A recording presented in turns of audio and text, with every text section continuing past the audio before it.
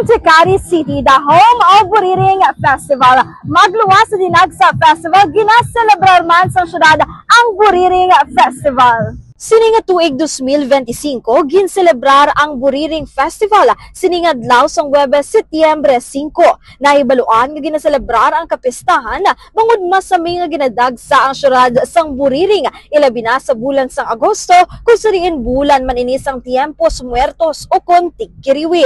Ginkabig nga grasya o kon bugay nagikan si Ginoo ang pagdagsa sang Buriring sa lugar bangod ini ang nagapian-piyan sa mga pumuluyo sa tion sang kapigaduhon bangod sarang ini mabakal sa balor nga 50 pesos lamang ang kada kilo sa merkado suno kay Mayor Salvador Bading Escalante. Buriring Festival, we're not paying homage to Buriring, but we are in effect saying thank you to our good Lord for providing Cadiz continued supply of Buriring.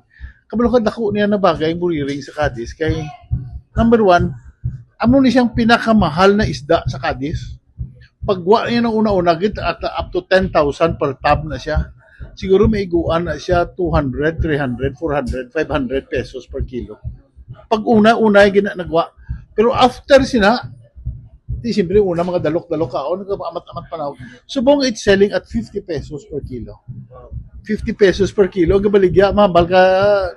Tsaya pa amani, hakupan niya pagkikana. Buti nga nun, this is a food na para gidya sa masa.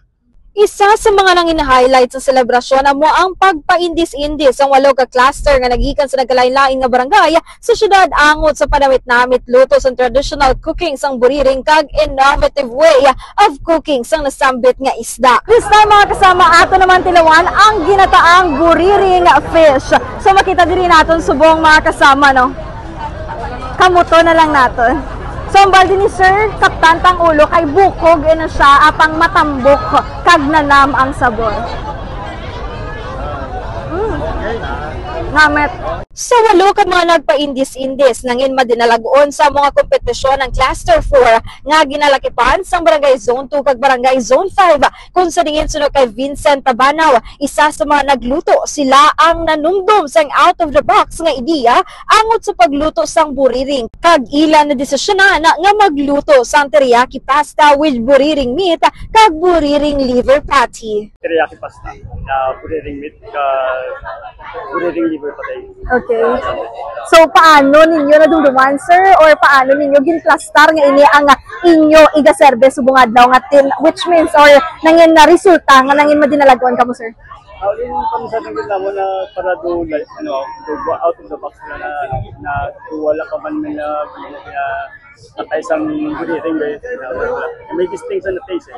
Kung mong sa patay, ka-represent isa na Buriring sa Nangin malipayo naman ang alkalde sa nangin madinalagon nga selebrasyon kag nagapangabay nga dagsaon sa gihapon ng syudad sang Buriring agud mapadayon ang nasambit nga kapiestahan. Judging from the action, we should do this again. Hopefully,